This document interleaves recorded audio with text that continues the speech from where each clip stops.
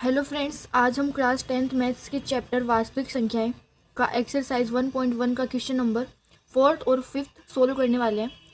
और इसका मैंने पहला, दूसरा और तीसरा क्वेश्चन करवा दिया है। आप इस चैप्टर की प्लेलिस्ट में जाके चेक कर सकते हैं। लेकिन उससे पहले आप हमारे चैनल बेसिक शिक्षा बाय मीवी को ज़रूर सब्सक्राइब कर ले और बेल आइकन को प्रेस कर ले ताकि हर नई वीडियो की नोटिफिकेशन आपको सबसे पहले मिले। तो आइए चलते हैं हमारे क्वेश्चन नंबर 4th पे। तो क्वेश्चन नंबर 4th है हमारा एचसीएफ हमें क्या दिया हुआ है 9 और एलसीएम हमें निकालना है। तो देखो हम क्या जानते हैं कि जो दो नंबर्स होते हैं उनका मल्टीप्लाई किसके बराबर होता है, उन नंबर्स के एचसीएफ और एलसीएम के। तो वो नंबर्स हमें क्या दिए, 306 और 657 दिया हुआ है क्वेश्चन में। तो देखो हम इसे कैसे लिखेंगे, इसको मैं लिख सकती हूँ n1 into n2 is equal to HCF गुणा एलसीएम।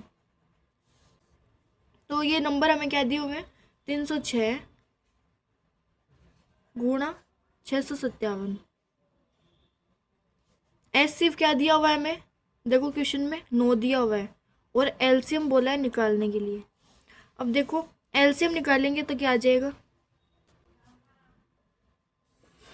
306 गुणा 657 और बट्टा में 9 आ जाएगा, ये 9 नीचे आ जाएगा। अब क्या कर लेंगे, काट लेंगे जो कट रहा है उसको। तो देखो 9 के पाड़े से ये 306 पूरा पूरा जा रहा है तो ये कट जाएगा यहाँ से। तो जब 306 को 9 से काटेंगे तो आ जाएगा 34 और गुणा 657। अब इन दोनों को मल्टीप्लाई कर लेंगे तो आ जाएगा हमारा 22,338।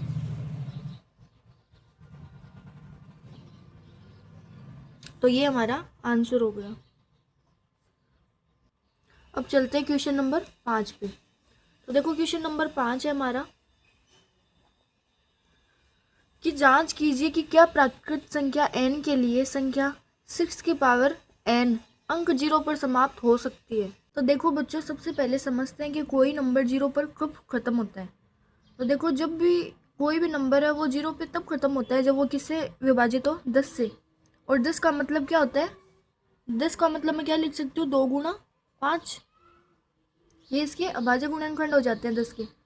अब उस नंबर में क्या क्या आना चाहिए, 2 और 5 के क्या होने चाहिए, फैक्टर होने चाहिए।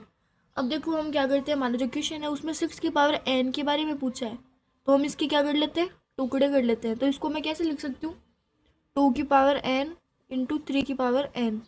अब ध्यान दो, इसमें 2 और 3 है ना, लेकिन इसमें 5 कहाँ है, 5 तो है ही नहीं। इसका मतलब है कि 6 की पावर n में कभी भी 5 के फैक्टर नहीं होएगा। और जब 5 ही नहीं होएगा तो 10 का फैक्टर नहीं बनेगा, और जब 10 का फैक्टर नहीं बनेगा तो नंबर 0 पर एंड नहीं करेगा। इसलिए हम क्या लिख सकते हैं, हम लिख सकते हैं कि इसलिए 6 की पावर n किसी भी नेचुरल नंबर प्राकृत संख्या n के लिए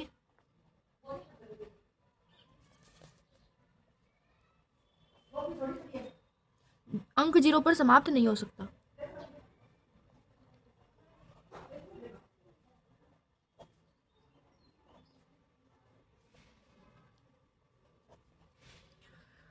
अगर दोस्तों वीडियो अच्छी लगी हो तो वीडियो को लाइक करना, चैनल को सब्सक्राइब करें। Thanks for watching.